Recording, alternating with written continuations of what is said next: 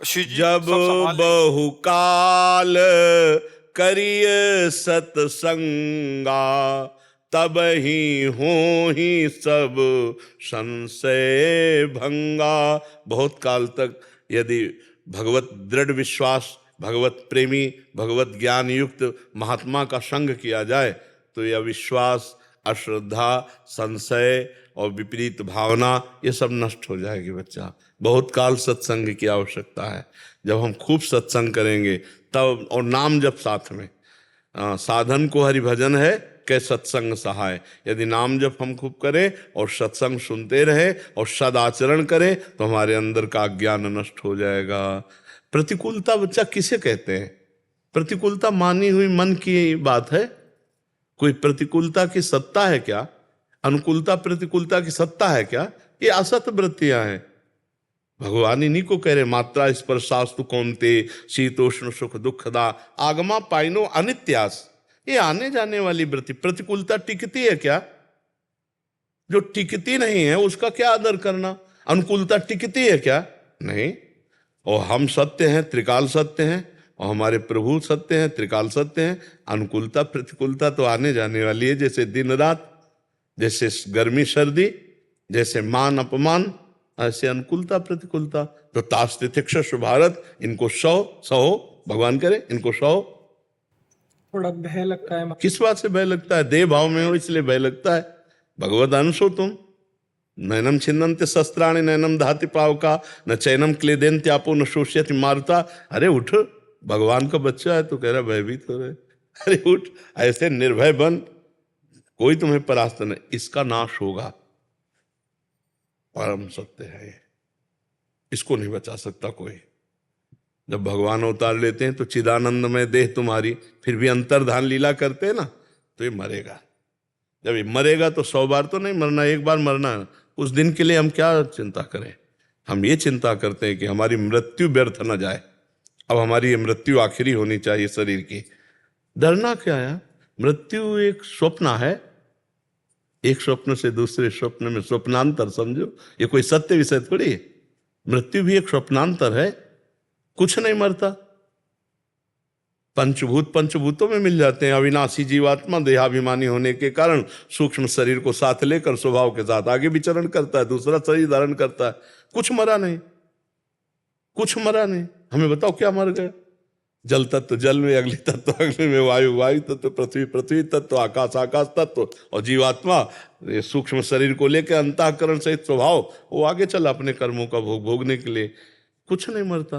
भाई यही ज्ञान हो जाए तो जीव अभी जीवन मुक्त हो जाए, क्योंकि जीवन मुक्त है। जीवन मुक्त अवस्था किसी साधना से नहीं प्राप्त होती। विचार के द्वारा जो बंधन नहीं है उसे स्वीकार कर लिया, और अभी जो बंधन हमें है उसे स्वीकार कर लिया, इसलिए फंस गए। देह के संबंधी इंद्रियों के भोगराग और देह संबंधी रिश्ते नाते, यही बंधन, इनको स्वीकार कर लिया। अस्वीकार कर दो तो अभी मुक्त हो। पर यह स्वीकृति बहुत पवित्र हृदय में होती है। इसीलिए जो साधन चतुष्टय है वो बताया गया है कि साधक साधन चतुष्टय से युक्त हो, तब उसके अंदर है सामुमुक्षता जागृत होगी तो शुद्ध ज्ञान होने लगेगा। वो भी महात्माओं के संग से। जो वास्तविक भगवत मार्ग के अनुयायी हैं, भगवत मार्ग में चल रहे हैं या तो भगवत प्राप्त हैं, उन्हीं के संग से काम बनेगा। हाँ, साधारण धर्मों का उपदेश करना और फिर उससे अपनी वासनाओं की पूर्ति करना वो एक अलग उपदेश है। लेकिन ये जो जैसे आप कह रहे हैं, तो भगवत प्राप्ति के मार्ग में चलने के लिए विशुद्ध भगवत मार्ग का पथिक मिले, भगवत प्रेमी महात्मा मिले, ये भगवान की कृपा से मिलता है। जब द्रवहि दीन दयालु राघो तो साधु संगति पाइए। जब रघुनाथ जी कृपा करते हैं तो अपने निज जनों का संग दे देते हैं। तभी तो कहा गया, तात स्वर्ग अपवर्ग सुख धरी तुलाए कंग, तुलनताय सकल मिल जो सुख लव सत्संग। मतलब मोक्ष सुख को भी सत्संग के आगे फीका रखा गया। तो है कुछ सत्संग में ऐसा जो मोक्ष प्रदान करने वाले भगवान शिव भी हम स्वरूप धारण करके काकभुषुंडी जी के यहाँ कथा सुन ले जाते हैं। भगवान विविध रूप धारण करके ब्रज लीला में देखो, राम लीला में देखो, वो रसास्वादन करते हैं।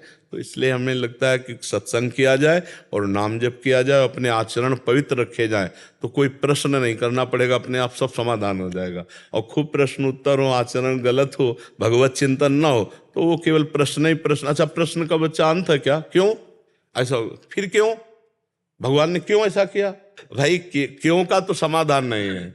अगर आपका दिमाग प्रश्न ही वाचक है तो हर बात में प्रश्न ही वाचक लगता जाएगा, तो समाधान उसका नहीं।